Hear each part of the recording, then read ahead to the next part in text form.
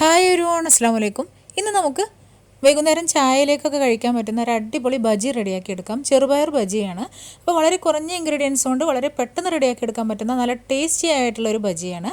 അപ്പോൾ അതിനായിട്ട് ഞാനിവിടെ മിക്സിയുടെ ജാറിലേക്ക് 1/2 കപ്പ് ചെറുപയർ കുതിർത്തതിന് ശേഷം അളന്നെടുത്തിട്ടുള്ളതാണ്. അത് ഇതിലേക്ക് ചേർത്ത് കൊടുക്കുക. ഇനി ഇതിലേക്ക് ഒരു വെളുത്തുള്ളി അല്ലി, ആ വെളുത്തുള്ളിയുടെ അത്രയും വലുപ്പത്തിലുള്ള ഒരു ഇഞ്ചിയുടെ പീസ്, പിന്നെ ഒരു പച്ചമുളക്, 5-6 തണ്ട് മല്ലിയില, ഇത്രയും കാര്യങ്ങൾ ചേർത്ത് ഒട്ടും വെള്ളം ചേർക്കാതെ നല്ലതായിട്ടൊന്ന് അരച്ചെടുക്കണം. ഇത് നമ്മൾ തിക്കാക്കാൻ വേണ്ടി വേറെ പൗഡേഴ്സൊന്നും ചേർത്ത് കൊടുക്കുന്നില്ല, അതുകൊണ്ടാണ് നല്ല ഡ്രൈ ആയിട്ട് തന്നെ അരച്ചെടുക്കുക. ഇനി ഇത് ഒരു ബൗളിലേക്ക് മാറ്റിയിട്ടുണ്ട്. ഇതിലേക്ക് ആവശ്യത്തിന് ഉപ്പ് ചേർത്ത് കൊടുക്കാം.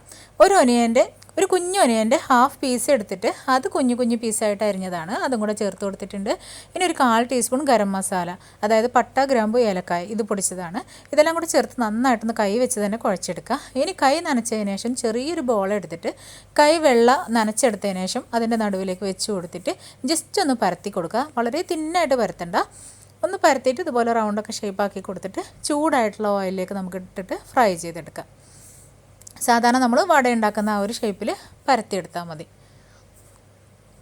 ചൂടായിട്ടുള്ള ഓയിലിലേക്കാണ് നമ്മൾ ഇട്ട് കൊടുക്കേണ്ടത്. അപ്പോൾ നല്ലതായിട്ട് ചൂടായിട്ടുള്ള ഓയിലാണ്. ബജി ഓയിലിലേക്ക് ഇട്ടതിന് ശേഷം നല്ലതായിട്ട് ഫ്ലെയിം കുറച്ച് കൊടുക്കുക. ലോ ഫ്ലെയിമിൽ ഇട്ടിട്ട് വേണം ഇത് കുക്ക് ചെയ്തെടുക്കാൻ വേണ്ടിയിട്ട്. കാരണം നമുക്ക് ഇതിൻ്റെ അകമൊക്കെ ഒന്ന് നന്നായിട്ട് കുക്കായി കിട്ടണം. അകം നല്ല സോഫ്റ്റ് ആയിട്ടുള്ള ഒരു ബജിയാണ് കേട്ടോ ഇത്. അപ്പോൾ അത് കുറച്ച് സമയം കഴിഞ്ഞപ്പോൾ ഒന്ന് തിരിച്ചിട്ട് കൊടുത്തിട്ടുണ്ട്. ഒരു വശം ബ്രൗൺ കളർ ആകുമ്പോഴാണ് തിരിച്ചിട്ട് കൊടുത്തത്. ഇനി വീണ്ടും ഒന്നും കൂടെ ഒന്ന് തിരിച്ചിട്ട് കൊടുക്കുന്നുണ്ട്. ജസ്റ്റ് അങ്ങോട്ടും ഇങ്ങോട്ടൊക്കെ ഒന്ന് തിരിച്ചിട്ട് കൊടുത്തിട്ട് പുറം മുഴുവനായിട്ടും ബ്രൗൺ കളർ വരുന്ന സമയത്ത് നമുക്കത് വറുത്ത് കോരാം. അപ്പോൾ ഈ ഒരളവിൽ നമ്മൾ 6 ബജിയാണ് കേട്ടോ റെഡിയാക്കി എടുത്തിട്ടുള്ളത്. അപ്പോൾ ഇതിൽ കൂടുതൽ വേണമെന്നുണ്ടെങ്കിൽ അതിനനുസരിച്ച് നിങ്ങൾ അളവുകൾ ചേർത്ത് തയ്യാറാക്കി എടുക്കുക കേട്ടോ.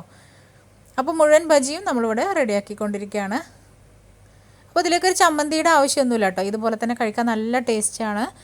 അധികം ഇൻഗ്രീഡിയൻസ് ഒന്നും ചേർക്കാതെ തന്നെ നല്ലൊരു അടിപൊളി ബജിയാണ് നമ്മൾ റെഡിയാക്കി എടുത്തിട്ടുള്ളത്.